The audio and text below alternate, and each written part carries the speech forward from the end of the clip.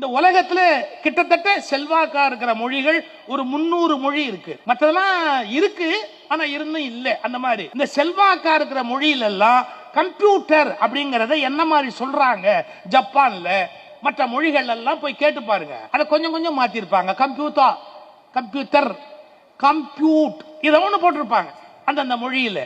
அந்த கம்ப்யூட்டருங்கிற அந்த ஸ்ட்ரக்சரை மாற்ற முடியாது. அந்த பெயர் சொல்லுக்கு வேற ஒரு பெயர் கிடையாது. ஆனா நீங்க தமிழ்ல கம்ப்யூட்டர்னு போட்டா கணினி அப்படின்னு காட்டும். என்ன அர்த்தம்?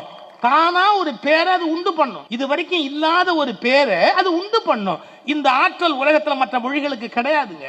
புதிதாக ஒரு சொல்லை தானே ஏற்படுத்தி கொள்ளுகிற ஆற்றல். சரியா சொல்றதா இருந்தா, ஒரு பெண்ணு இளமையா இருந்தா தான் புள்ள பெத்துக்க முடியும். வயசாகி கழுவியாட்டா புள்ள பிறக்காது.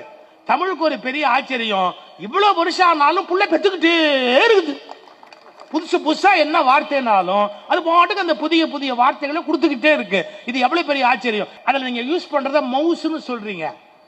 மவுஸ்னு நீங்க சொல்றீங்களே ஒழிய மொழிபெயர்க்க போனா எலின்னு மொழிபெயர்ப்பீங்களா? தமிழ் அப்படி மொழிபெயர்க்கல. அதுக்கு ஒரு பேர் வச்சிருக்கான். என்ன பேர் வச்சிருக்கான்? சுட்டி.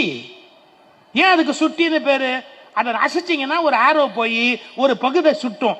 அது என்ன வேலை செய்கிறதோ அதை அதற்கு பெயராக கொடுத்திருக்கிறார். மவுசு எலின்னு மொழிபெயர்க்கல.